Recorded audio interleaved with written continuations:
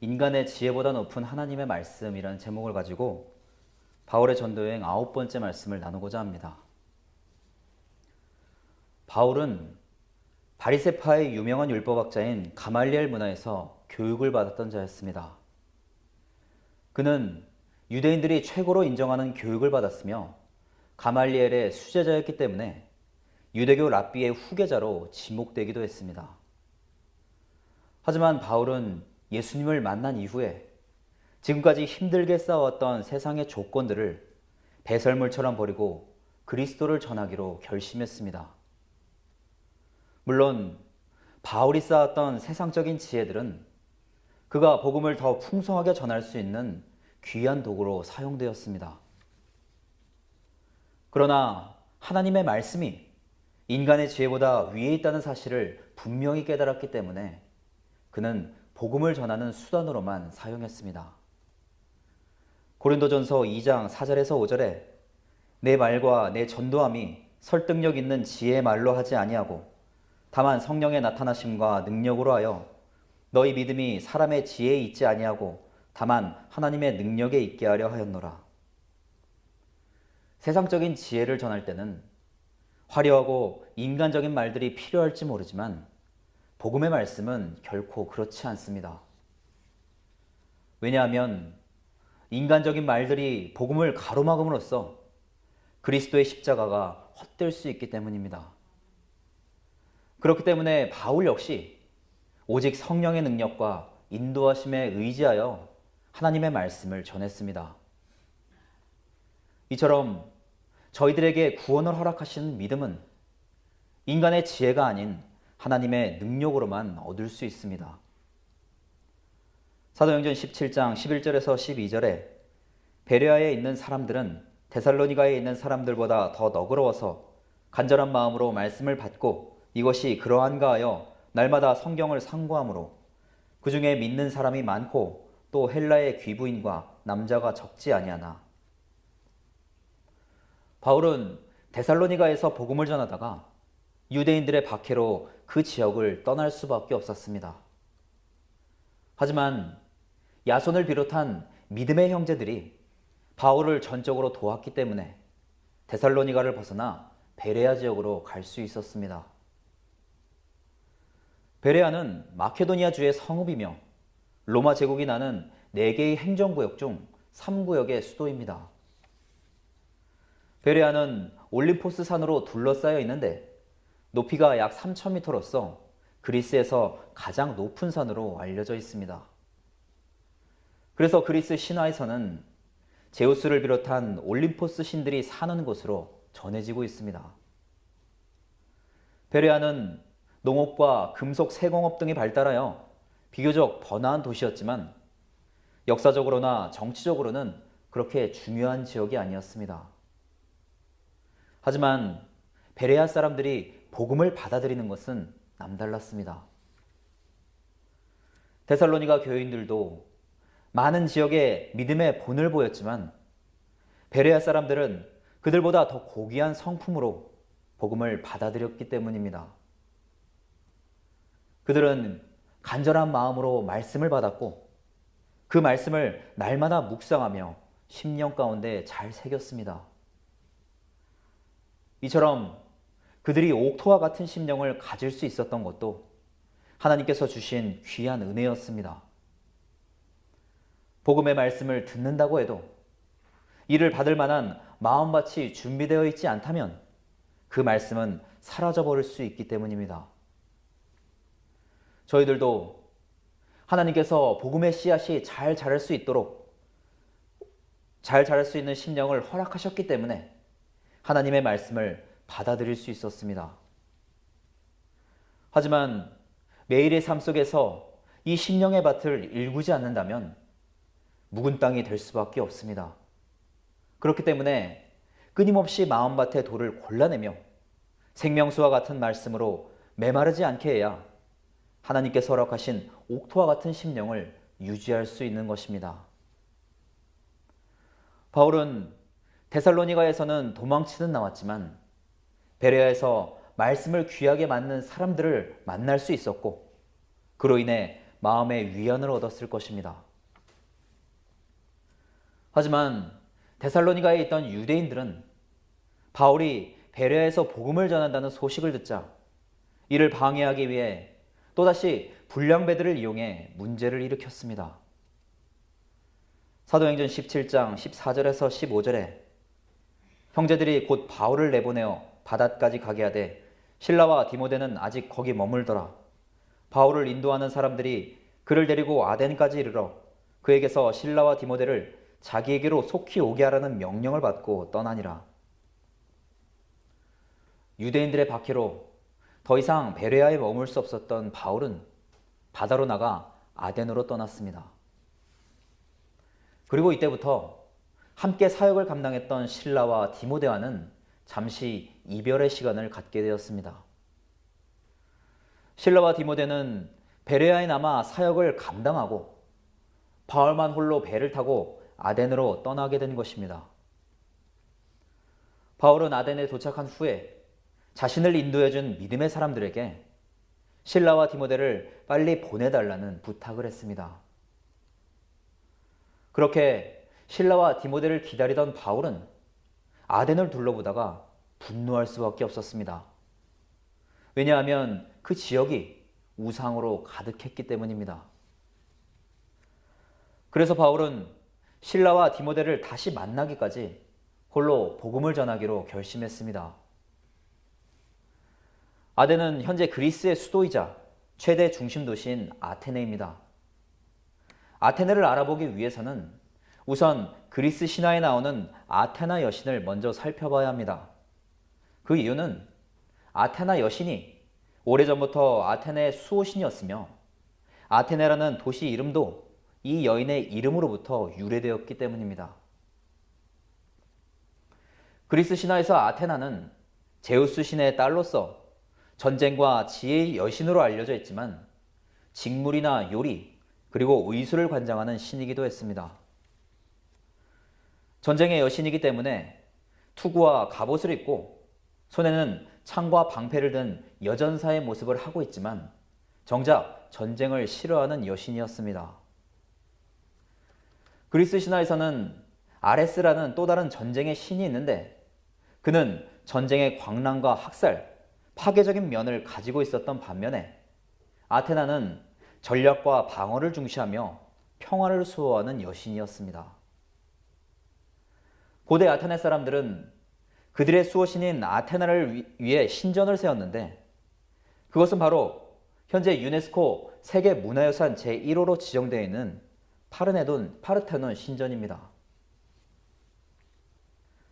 고대 그리스의 도시국가들은 대부분 중심에 약간 높은 언덕을 가지고 있었는데 이곳을 높은 도시라는 뜻으로 아크로폴리스라고 불렀습니다. 이곳은 일반적으로 적의 공격을 수비하기에 알맞은 곳으로 선정이 되었고 주변으로는 성벽을 쌓았으며 많은 신전이 세워졌습니다. 일반적으로 아크로폴리스는 오늘날 아테네에 있는 곳을 의미하며 이곳에는 파르테논 신전뿐만 아니라 아테나 여신을 기리기 위한 신상과 제단이 있었습니다. 그뿐만 아니라 아테네에는 제우스 신전을 비롯해 그리스 신들을 숭배하기 위한 신전들이 많이 있었습니다. 그래서 바울이 우상의 도시와 같은 아테네를 둘러보고 분노하게 되었던 것입니다. 바울은 아테네에서 만나는 사람들마다 하나님의 말씀을 전하기 위해 최선을 다했습니다. 처음에는 유대인의 회당을 방문하여 유대인들과 경건한 사람들에게 말씀을 전했고 광장에서는 사람들과 날마다 토론을 벌였으며 하나님의 존재를 드러냈습니다. 당시 아테네 사람들은 새로운 것에 대한 호기심이 많았고 지식을 배우며 토론하는 것을 즐겼기 때문에 처음에는 바울이 전하는 말씀이 아테네에 들어온 새로운 종교라고 생각했습니다. 그래서 말씀에 관심을 보이며 더 자세한 내용을 알아보고자 했습니다. 사도행전 17장 18절에서 20절에 어떤 에피쿠로스와 스토아 철학자들도 바울과 쟁론할세 어떤 사람은 이르되 이 말쟁이가 무슨 말을 하고자 하느냐 하고, 어떤 사람은 이르되 이방 신들을 전하는 사람인가 보다 하니, 이는 바울이 예수와 부활을 전하기 때문이러라. 그를 붙들어 아레오바고로 가며 말하기를, 내가 말하는 이 새로운 가르침이 무엇인지 우리가 알 수 있겠느냐? 내가 어떤 이상한 것을 우리 귀에 들려주니 그 무슨 뜻인지 알고자 하노라 하니. 아테네는 예술, 학문, 철학의 중심지로도 잘 알려져 있습니다. 그래서 소크라테스, 플라톤, 아리스토텔레스, 에피쿠로스 등 유명한 철학가들을 배출하기도 했습니다. 당시 그리스에는 에피쿠로스 학파와 스토아파가 양대 철학의 기둥으로 기둥과도 같았습니다. 에피쿠로스 학파는 인간의 정신적 쾌락주의를 발전시켰고, 스토아파는 인간의 이성으로 욕망을 절제하는 금욕주의를 발전시켰습니다. 이처럼 세상적으로 에피쿠로스와 스토아파가 주장한 철학 사상은 현재까지도 전파되고 교육되는 유명한 사상입니다. 하지만 그들은 결국 인간의 사상을 중요시하며 전능하신 하나님의 존재를 믿지 않는 자들이었습니다. 아테네 사람들은 자신들이 수준 높은 인간의 지혜를 가지고 있다는 생각에 우월감을 가졌을 것입니다. 그래서 바울이 부활하신 예수 그리스도를 전하자 그를 변변치 못한 말쟁이 정도로만 생각하며 조롱하고 멸시했던 것입니다.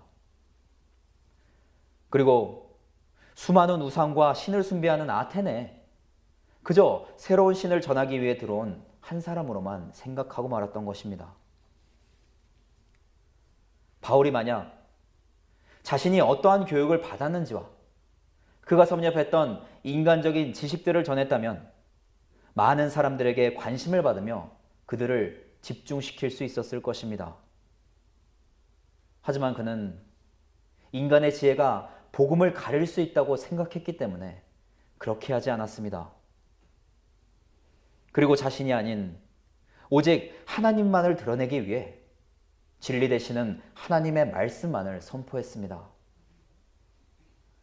아테네 사람들은 바울이 전하는 가르침을 듣기 위해 그를 아레오바고로 이끌고 갔습니다. 아레오바고는 아레스의 언덕이라는 뜻을 가지고 있는데 약 100m 높이의 석회암 언덕이었습니다. 그리스 신화에서는 전쟁의 신 아레스가 바다의 신 포세이돈의 아들을 살해하자 처음으로 이곳에서 재판을 받았다고 전해지고 있습니다. 그래서 아레오바고 회의는 아테네에서 가장 역사가 깊고 최고의 권위를 인정하는 회의로서 초기에는 각종 소송을 다루는 법원의 역할을 했습니다. 바울이 활동하던 로마 시대에는 아테네의 풍습과 도덕과 교육을 관장하고 새로운 종교나 철학이 유입되는 것을 통제하는 일종의 감독기관의 역할을 감당했습니다. 그래서 바울이 이곳으로 소환되어 하나님의 말씀을 선포한 것입니다. 사도행전 17장 22절에서 23절에 바울이 아레오바고 가운데 서서 말하되 아덴 사람들아 너희를 보니 범사에 종교심이 많도다. 내가 두루 다니며 너희가 위하는 것들을 보다가 알지 못하는 신에게 라고 새긴 단도 보았으니 그런즉 너희가 알지 못하고 위하는 그것을 내가 너희에게 알게 하리라.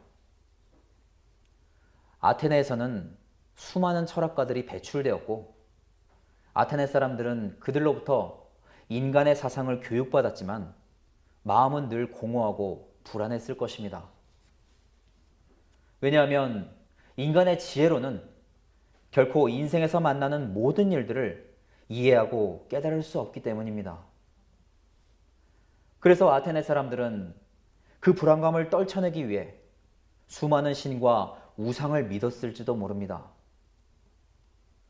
알려지지 않는 수많은 신들을 위해 제단을 세운 것도 그저 막연한 절대자를 향한 믿음으로 그 두려움을 벗어버리기 위해서였습니다. 이처럼 하나님의 형상을 따라 창조된 인간은 하나님을 떠나서는 공허하고 허무한 존재로 살 수밖에 없습니다. 오직 하나님의 말씀을 따라 살아갈 때만이 가장 큰 평안을 얻을 수 있는 것입니다. 바울은 이러한 아테네 사람들에게 그들이 믿고자 하는 진정한 절대자는 하나님이라는 사실을 알리기 위해 말씀을 선포했습니다. 사도행전 17장 26절에서 27절에 인류의 모든 족속을 한 혈통으로 만드사 온 땅에 살게 하시고 그들의 연대를 정하시며 거주의 경계를 한정하셨으니 이는 사람으로 혹 하나님을 더듬어 찾아 발견하게 하려 하심이로되 그는 우리 각 사람에게서 멀리 계시지 아니하도다. 하나님께서는 아담과 하와를 창조하시고 하나의 형통으로 모든 민족을 이루게 하셨습니다. 그리고 인간에게 삶의 터전과 인생의 시간을 허락하시며 하나님께 영광을 돌리며 살아가게 하신 것입니다. 하지만 아테네 사람들은 수많은 우상을 섬기고 따르면서 그 안에서 절대자이신 하나님의 영상을 찾고자 했습니다. 우상은 헛된 것임에도 불구하고 지금까지 영적인 소경으로 살아왔기 때문에 갈급함을 느끼면서도 해결하지 못했던 것입니다. 그러나 하나님께서는 이러한 아테네 사람들에게 갈급함을 해결할 수 있는 하나님의 말씀을 허락하셨습니다. 그리고 하나님께서 그저 인간을 바라보시는 신들 중에 하나가 아니라 심령 가운데 함께 하시며 역사하시는 분이라는 사실을 알려주셨습니다. 사도행전 17장 28절에서 29절에 우리가 그를 힘입어 살며 기동하며 존재하느니라 너희 시인 중 어떤 사람들의 말과 같이 우리가 그의 소생이라 하니 이와 같이 하나님의 소생이 되었은즉 하나님을 금이나 은이나 돌에다 사람의 기술과 고안으로 새긴 것들과 같이 여길 것이 아니니라. 바울은 늘 어떻게 하면 복음을 더 잘 전할 수 있을까 고민하던 자였습니다. 그래서 그는 복음을 전하는 지역과 사람들의 특성에 맞추어서 그들이 복음을 더 잘 받아들일 수 있도록 노력했습니다. 아테네 사람들은 문학과 철학에 관심이 많은 사람들이었기 때문에 바울은 이러한 그들의 성향에 맞추어 복음을 전했습니다. 그래서 아테네 사람들이 알고 있는 지식들을 이용해 말씀을 전하는 것입니다. 사도행전 17장 28절에 우리가 그의 소생이라는 말은 바울이 스토아 철학자들이 쓴 시에서 인용한 것입니다. 바울이 이처럼 스토아 철학자들의 문헌을 잘 알고 있었던 이유는 그의 고향인 길리기아 다소에서 많은 스토아 철학자들이 배출되었기 때문입니다. 바울은 우리가 다른 신이 아닌 하나님의 형상대로 지어진 그분의 자녀이기 때문에 인간이 만든 금이나 은이나 돌에 새긴 우상들은 거짓이며 비할 바가 되지 않는 것이라고 전했습니다. 이처럼 그는 아테네 사람들이 알고 있는 지식인의 말들을 이용해서 그들이 지금까지 깨닫지 못했던 하나님의 존재를 드러냈습니다. 하나님의 말씀을 전하는 것은 듣는 자들의 비위를 맞추고 그들이 듣기에 좋은 말로 설득하는 것이 아닙니다. 하나님의 말씀은 그저 전하는 것이고 복음은 선포되는 것이기 때문입니다. 이렇게 저희들이 말씀을 전하는 가운데 하나님께서 역사하시면 택함 받은 자들의 심령 가운데 믿음의 씨앗들이 뿌려지는 것입니다. 사도행전 17장 30절에서 31절에 알지 못하던 시대에는 하나님이 간과하셨거니와 이제는 어디든지 사람에게 다 명하사 회개하라 하셨으니 이는 정하신 사람으로 하여금 천하를 공의로 심판할 날을 작정하시고 이에 그를 죽은 자 가운데서 다시 살리신 것으로 모든 사람에게 믿을 만한 증거를 주셨음이니라 하니라. 하나님께서는 이 세상을 창조하신 그 자체로 그분의 존재를 드러내셨습니다. 그럼에도 불구하고 하나님을 바라보지 못하는 자녀들을 긍휼한 마음으로 인내하시며 은혜를 베풀어 주셨습니다. 하지만 예수님께서 인간의 모든 죄를 지시고 십자가에 돌아가심으로써 구원을 완성하셨기 때문에 이제 구원받을 수 있는 방법은 그리스도의 십자가를 믿는 것뿐입니다. 그리고 하나님께서는 이미 세상에 심판날을 정하셨고 예수 그리스도의 부활이라는 확실한 증거를 주셨기 때문에 마지막에 핑계대지 못하는 것입니다. 그러나 하나님께서는 인간들의 마음을 두렵게 하시기 위해 이러한 말씀을 주신 것이 아닙니다. 결코 변하지 않을 진리의 말씀이 이미 선포되었고 증거되었기 때문에 인간들이 하나님 안에서 구원을 약속받기를 원하시는 것입니다. 바울이 말씀 선포를 끝내자 사람들 중에는 바울을 여전히 말쟁이로만 여기며 조롱하는 사람들이 있었습니다. 반면에 몇 명의 사람들은 바울이 전하는 말씀에 관심을 보였고 복음을 받아들이며 믿는 자들도 있었습니다. 이처럼 아테네에서 실라와 디모데를 기다리던 바울은 그곳에서 최선을 다해 말씀을 전했습니다. 비록 잠시 스쳐 지나가는 곳이라고 할지라도 말씀을 간구하는 영혼들이 있다면 언제라도 하나님의 말씀을 선포하기 위해 노력한 것입니다. 하지만 바울은 아테네 사람들과 세상의 말로 논쟁한 것이 아닙니다. 그들은 끊임없이 인간적이고 육적인 말을 했지만 바울은 동일하게 영적인 하나님의 말씀만을 전했습니다.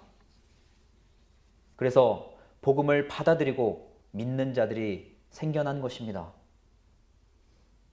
세상은 이미 하나님께서 만드신 법칙대로 흘러가고 있으며 하나님의 말씀은 인간의 모든 지혜 위에 역사하는 진리입니다.